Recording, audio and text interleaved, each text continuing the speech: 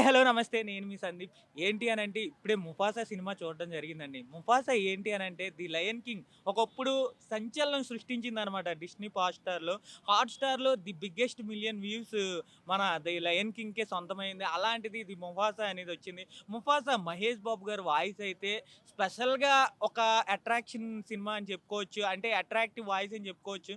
'Mufasa' story ఏంటి అనంటే సినిమాలు అంటే ఇప్పుడు ఏది చూసినా కూడా ప్రతి ఒక్కటి ఎలా ఉంటదనంటే, ఒక ఆడదాని గురించి రాజ్యాలే కోల్పోయినట్టు, ఆఖరికి జంతువుల్లో కూడా ఒక ఆడదాని గురించి ఒక ఎంతవరకు గొడవలు జరుగుతాయనేదే సినిమా 'తీయడం జరిగింది. అంటే మనం ఫస్ట్ హాఫ్‌లో మనం చూసుకున్నట్టయితే 'టాకా' అనేది అదే 'స్కార్' ఉంటాడు గదా! 'స్కార్' అనేది విలన్‌లా చూస్తామనమాట.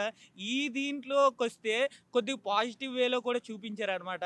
అంటే 'స్కార్‌ని' అంటే 'ముఫాసా'ది తప్పైనా లేకపోయినా సరే అంటే అతని సిట్యుయేషన్స్ బట్టి అలా మారాల్సొచ్చిందనేసి నాకైతే అనిపించింది.